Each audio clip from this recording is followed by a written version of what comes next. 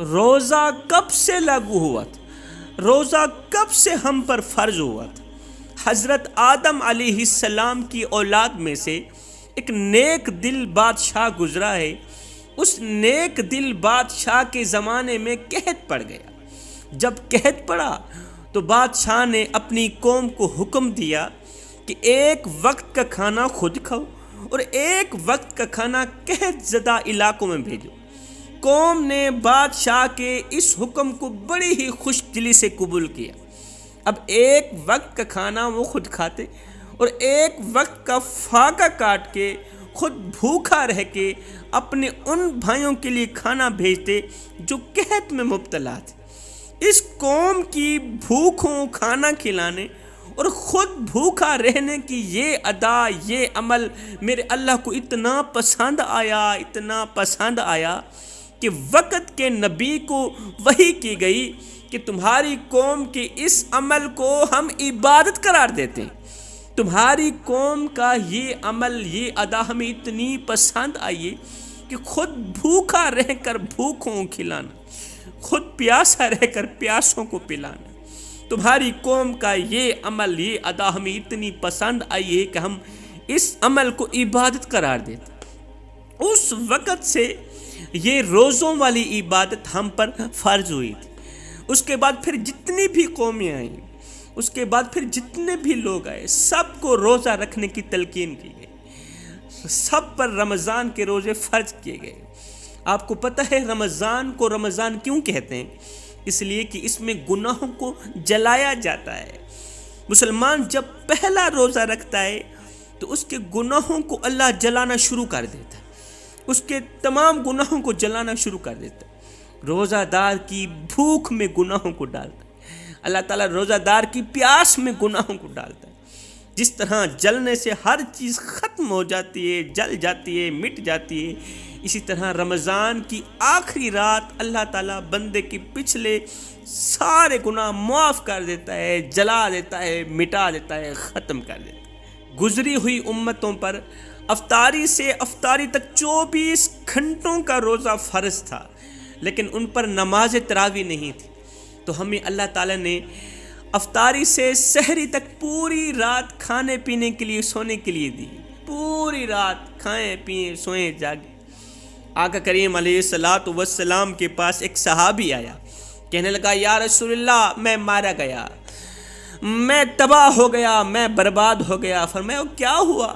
کہنے لگا میں روزے کی حالت میں اپنی بیوی کے پاس چلا گیا، روزے کی حالت میں بیوی کے پاس چلا گیا، مجھے بتایا جائے کہ میں کیا کروں۔ میرے نبی نے فرمایا ایک غلام آزاد کر، تیرا کفارہ ادا ہو جائے گا۔ کہا جی میں تو خود غریب ہوں، غلام آزاد کیسے کرا سکتا ہوں؟ فرمایا پھر اس طرح کر، اگر یہ نہیں کر سکتا تو پھر 60 مسکینوں کو کھانا کھلا، تیرا کفارہ ادا ہو جائے گا۔ آقا میں تو خود مسکین ہوں، ایک مسکین شخص کسی کو کھانا کیسے کھلا سکتا ہے؟ میرے نبی نے فرمایا پھر اس طرح کر 60 روزے رکھ۔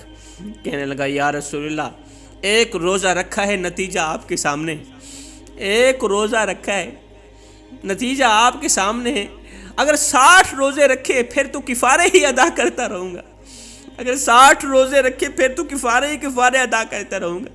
یہ سن کر میرے نبی مسکرانے لگے، فرمایا اچھا پھر بیٹھ جا، کچھ کرتے ہیں، تیرے مسئلے کے بارے میں کچھ سوچتے ہیں۔ تھوڑی دیر گزری ہی تھی کہ ایک صحابی ان ساری کھجوروں کی ایک ٹوکری لے کر آقا کریم علیہ السلام کی خدمت میں آیا، عرض کی یا رسول اللہ اپنے ہی مبارک ہاتھوں سے یہ تقسیم فرمائیں، کھجوریں تقسیم فرمائیں۔ میرے نبی نے فرمایا روزہ توڑنے والا کہاں ہے؟ عرض کی جی آقا۔ فرمایا یہ کھجوریں لے جا، 60 غریبوں کے گھروں میں تقسیم کر دے، تیرا کفارہ ادا ہو جائے۔ عرض کی یا رسول اللہ کی قسم پورے مدینے میں مجھ سے بڑا غریب کوئی ہے ہی نہیں، پورے مدینے میں سب سے بڑا غریب میں ہی ہوں، آپ ایسا کریں میرا کفارہ مجھے ہی صدقہ کر دیں۔ یہ سن کر میرے نبی اتنا مسکرائے کہ میرے نبی کے دانت مبارک نظر آنے لگے۔ میرے نبی نے مسکرا کر فرمایا جا میاں یہ کھجوریں لے جا، تو بھی کھا، اپنے بچوں کو بھی کھلا، اپنی بیوی کو بھی کھلا، تیرا کفارہ ادا ہو گیا۔ جوانو تم کتنی لاڈلی امت ہو رسول اللہ کی، رسول اللہ نے فرمایا اگر لوگوں کو پتہ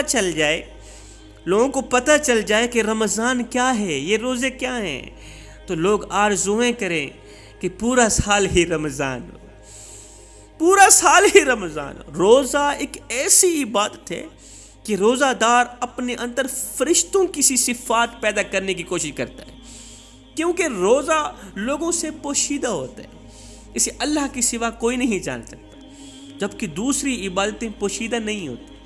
روزے میں ریاکاری یعنی دکھاوے کا خدشہ نہیں ہوتا، کوئی عمل دخل نہیں ہوتا، جبکہ دوسری ظاہری عبادت جیسے کہ نماز، حج، زکوٰۃ وغیرہ میں ریاکاری کا شبہ ہوتا ہے، دکھاوے کا شبہ ہوتا ہے۔ رسول اللہ صلی اللہ علیہ وسلم نے فرمایا میری امت کو رمضان میں 5 تحفے ملے ہیں، سبحان اللہ۔ مدینے والے نے فرمایا میری امت کو رمضان میں 5 تحفے ملے ہیں، جوانوں دل کے کانوں سے سنیے گا، وہ 5 تحفے کون کون سے ہیں؟ فرمایا 5 تحفے ملے ہیں۔ صحابہ نے پوچھا آقا وہ 5 تحفے کون کون سے ہیں؟ میرے نبی نے فرمایا نمبر 1 روزہ رکھنے کے لیے رمضان کا انتظار کرنے والے بندے پر اللہ تعالیٰ رحمت کی نظر فرماتا ہے، سبحان اللہ۔ رمضان کا انتظار کرنے والے نیک بندے پر اللہ تعالیٰ رحمت کی نظر فرماتا ہے، اور جس پر اللہ تعالیٰ رحمت کی نگاہ فرمائے اسے کبھی بھی عذاب نہیں دیتا، اسے کبھی بھی جہنم میں نہیں ڈالے گا، اسے کبھی بھی قبر میں عذاب نہیں دے گا۔ دوسری چیز روزہ دار کے منہ کی جو بو ہے اللہ تعالیٰ کو کستوری کی خوشبو سے بھی زیادہ اچھی لگتی ہے۔ نمبر 3 فرشتے دن رات روزہ دار کی مغفرت کے لیے دعائیں مانگتے رہتے۔ نمبر 4 اللہ فرماتا ہے اے جنت میرے روزہ داروں کے لیے تیار ہو جا، تاکہ میرے بھوکے پیاسے روزہ دار تیرے اندر پہنچ کر سکون حاصل کریں۔ نمبر 5 جب رمضان کی آخری رات ہوتی ہے نا تو ان سب روزے داروں کو بخش دیا جاتا ہے، اللہ اکبر، ان کے تمام گناہوں کو جلا دیا جاتا ہے، مٹا دیا جاتا ہے۔ جوانوں یہ زندگی کے لمحے تمہارے اور میرے لیے غنیمت ہیں، انہی لمحوں میں کچھ کر لو، انہی لمحوں میں کچھ اکٹھا کر لو، روزہ رکھو، رمضان المبارک کا احترام کرو، رمضان المبارک کا ادب کرو، 5 وقت کی نماز با جماعت ادا کرو، معلوم نہیں پھر فرصت ملے نہ ملے، معلوم نہیں پھر یہ روزے آئیں نہ آئیں، یہ رمضان ہماری زندگی میں آئے یا نہ آئے، معلوم نہیں پھر یہ زندگی کی رونقیں ملیں نہ ملیں۔ میں دعا کرتا ہوں مالک ہمیں نماز پنجگانہ با جماعت ادا کرنے کی توفیق عطا فرما، مالک ہمیں حق سچ بولنے کی توفیق عطا فرما، آمین ثم آمین، وما علینا الا البلاغ المبین۔